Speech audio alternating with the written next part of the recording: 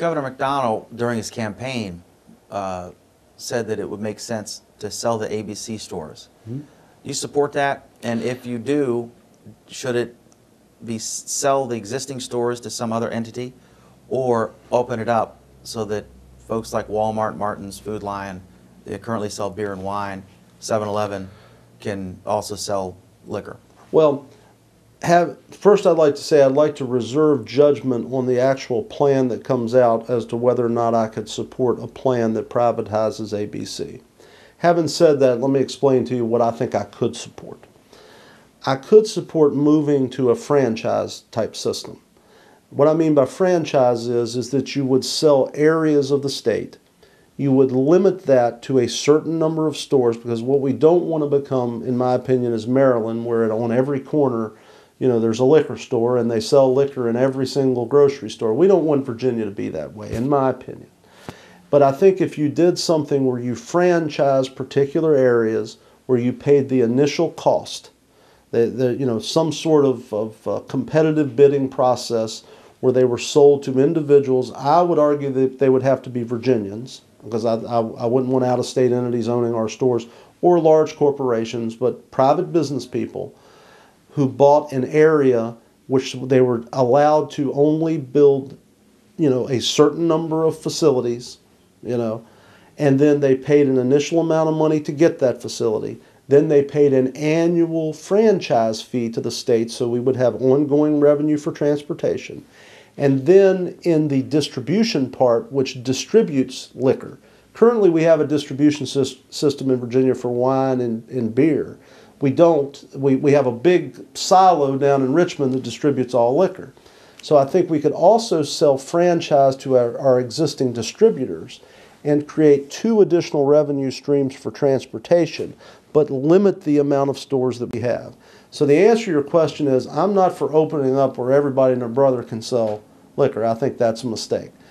Secondly, I'm not for out-of-state entities or large entities owning it.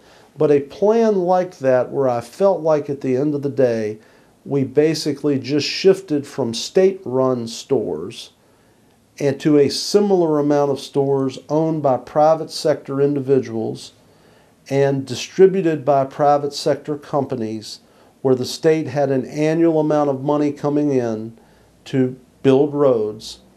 That, I think, something in that neighborhood I could support. And I've told Governor McDonald that. It sounds like a shift between a public monopoly to a private monopoly is what you're proposing. What I think that instead of the state running it, if we could do something where we could have franchise, private individuals running instead of state, so that we weren't responsible for employing them, keeping the stores, doing the leases, all the things that we currently do, where the private sector could run it, where we were guaranteed a revenue stream out of that without having all of the costs incumbent with it, I'm not necessarily opposed to that. If it goes anything beyond that, then I think I'm going to be opposed to it, which is why, the earlier answer was the same. It depends. It kind of depends on the bill that comes down and where it ends up. The other thing that I'm a little concerned about in that area, to be frank with you, is I don't want to see something produced by the lobbying community in Richmond. And so my thinking always is, let me see the final version of the bill, what it does, think it through. Not that I haven't made mistakes in the past. I'm not perfect. I'll be the first one to tell you that I've probably voted for some things I wish I could take the vote back. But I'd want to see what the final bill looks like. But I think what's important for me to think about is, what could I support? And something in that area I might be able to support if it created a dedicated funding stream for, and it would depend on how that funding stream was spent. I'd want it to be spent on improvements on bridges. I think the biggest thing facing the Commonwealth right now is not necessarily widening roads, it's the bridges infrastructure that we have, that eventually one of these days a tragedy is going to happen here in Virginia unless we get them fixed. So there are a bunch of factors in it, but I would not say that I'd be completely against it, depending on the plan and how that revenue was spent. I would not be for something that privatized them all and sent all the money to Northern Virginia and Hampton Roads either.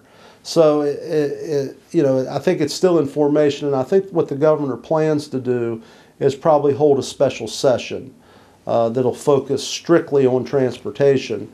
But, you know, the other thing right now that I think where we are is right now we're in kind of a mode where we're just trying to hold our own, get through this recession, and then as revenue improves, then there will be some money to do some things. I mean, right now the reality is there's you know, we're trying to decide what the cuts are going to be, not where we're going to make new investments in transportation. So I think this is a good time to plan for the future and then hopefully implement it here in a couple of years.